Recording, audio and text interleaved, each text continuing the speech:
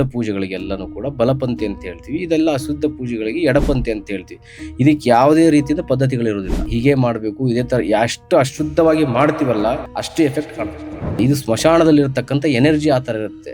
ಸಾಕ್ಷಾತ್ ಶಿವ, ಕಾಳಿ, ಭೈರವರು ನೆಲೆಸಿರ್ತಕ್ಕಂಥ ಜಾಗ. ಈಗ ಪೂಜೆಯಲ್ಲಿ 2 ವಿಧಾನ ಬರುತ್ತೆ, ಒಂದು ಸದಾಚಾರ, ಒಂದು ವಾಮಾಚಾರ. ಈಗ ಸದಾಚಾರ ಅಂತಂದ್ರೆ ನೀವು ದೀಪ ಧೂಪ ಇಟ್ಟು ದೇವರಿಗೆ ಆರಾಧನೆಗಳನ್ನ ಮಾಡಿ ನೈವೇದ್ಯಗಳನ್ನ ಕೊಟ್ಟು ಮನೆಯಲ್ಲಿ ದೇವಸ್ಥಾನದಲ್ಲಿ ಪೂಜೆ ಮಾಡ್ತೀರಾ. ಈಗ ಇನ್ನೊಂದು ರೂಪ ಬರೋದು ನೀವು ವಾಮಾಚಾರ. ವಾಮಾಚಾರ ಅಂತಂದ್ರೆ ನಿಮ್ಗೆ ಈಗ ಈ ವಶೀಕರಣ, ದಿಗ್ಬಂಧನ, ಉಚ್ಚಾಟನ, ಸ್ತಂಭನ, ವಿದ್ವೇಷಣ, ಆಕರ್ಷಣ, ಮೋಹನ, ಮರಣ ಪ್ರಯೋಗಗಳಲ್ಲಿ ಏನಿದೆಲ್ಲ ಇದೆಲ್ಲವೂ ಸಮಯ ಬಿಟ್ಟು ಹೊರಗಡೆ ನಡೆಯುವಂತ ಪೂಜೆಗಳು. ಅಂದ್ರೆ ಇದೆಲ್ಲ ಶುದ್ಧಿ ಪೂಜೆಗಳು, ಇದೆಲ್ಲ ಅಶುದ್ಧಿ ಪೂಜೆಗಳು. ಇದನ್ನ ಬಲಪಂಥಿ ಅಂತ ಹೇಳ್ತೀವಿ. ಶುದ್ಧ ಪೂಜೆಗಳಿಗೆಲ್ಲನೂ ಕೂಡ ಬಲಪಂಥಿ ಅಂತ ಹೇಳ್ತೀವಿ. ಇದೆಲ್ಲ ಅಶುದ್ಧ ಪೂಜೆಗಳಿಗೆ ಎಡಪಂಥಿ ಅಂತ ಹೇಳ್ತೀವಿ.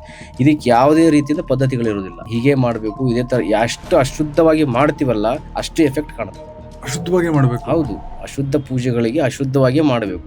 ಅರ್ಥ ಇದಕ್ಕೆ ಇಂಥದ್ದೇ ಕ್ರಮ ಮಾಡಿ ಹೀಗೆ ಮಾಡಿ ಅಂತ ಹೇಳೋದಿಲ್ಲ. ಅರ್ಥ ಆಯ್ತು ನಾ ಹೇಳೋದಲ್ಲ. ಪಂಚಮಕಾರವನ್ನ ಬಳಸಿ ನೀವು ಎಷ್ಟು ದೇವಿಗೆ ಉಗ್ರ ರೂಪ ಕೊಡ್ತಾ ಹೋಗ್ತಿರಲ್ಲ ಅಷ್ಟು ಉಗ್ರವಾಗಿ ಅದು ಕೆಲಸ ಮಾಡ್ತಾ ಹೋಗುತ್ತೆ. ಅದಕ್ಕೆ ನಾವು ಸರಿಯಾದ ರೂಪದಲ್ಲಿ ಕೂಡ ಅದನ್ನ ಜಾಗವನ್ನ ನೋಡಿ ಮಾಡ್ಬೇಕಾಗತ್ತೆ. ನಾ ಹೇಳೋದ ಸ್ಮಶಾನದಲ್ಲಿ ಮಾಡುವಂತ ಕ್ರಿಯೆ ಯಾಕೆ ಅಷ್ಟೊಂದು ಎಫೆಕ್ಟ್ ಆಗುತ್ತೆ ಅಂತಂದ್ರೆ ಸ್ಮಶಾನಕ್ಕೆ ಹೋದಂತ ವಸ್ತು ಯಾವತ್ತೂ ವಾಪಸ್ ಯಾರು ತಗೊಂಡ್ಬರಲ್ಲ. ಅರ್ಥ ಆಯ್ತಲ್ಲ. ಇದು ಸ್ಮಶಾನದಲ್ಲಿ ಇರ್ತಕ್ಕಂಥ ಎನರ್ಜಿ ಆ ತರ ಇರುತ್ತೆ. ಸಾಕ್ಷಾತ್ ಶಿವ, ಕಾಳಿ, ಭೈರವರು ನೆಲೆಸಿರ್ತಕ್ಕಂಥ ಜಾಗ. ಆ ಜಾಗದಲ್ಲಿ ಅವರನ್ನ ನಾವು ಮುಂದೆ ಇಟ್ಟುಕೊಂಡು ಪೂಜೆಗಳು ಮಾಡೋದ್ರಿಂದ ಅದಕ್ಕೆ ಅವ್ರು ಸಾಕ್ಷಿಯಾಗಿರ್ತಾರೆ. ನಾನು ಇಂಥ ಕೆಲಸವನ್ನ ಮಾಡ್ತಾ ಇದ್ದೀನಿ, ನಿಮ್ಮ ಸಮ್ಮುಖದಲ್ಲಿ ಕೆಲಸಗಳನ್ನ ಮಾಡ್ತಾ ಇದ್ದೀನಿ, ನಿಮ್ಮ ಜಾಗದಲ್ಲಿ ಮಾಡ್ತಾ ಇದ್ದೀನಿ ಅಂತೇಳಿ ಅವರು ಇಲ್ಲಿ ನಮಗೆ ಪರ್ಮಿಷನ್ ಕೊಡೋದ್ರಿಂದ ನಾವಲ್ಲಿ ಎಂಥದ್ದೇ ಕೆಲಸ ಮಾಡಿದ್ರು ಕೂಡ ಅದು ಸಿದ್ಧಿ ಆಗೇ ಆಗುತ್ತೆ. ಅದು ಶಾಶ್ವತವಾಗಿ ಅವನ ಮೇಲೆ ಉಳಿದೇ ಉಳಿಯುತ್ತೆ.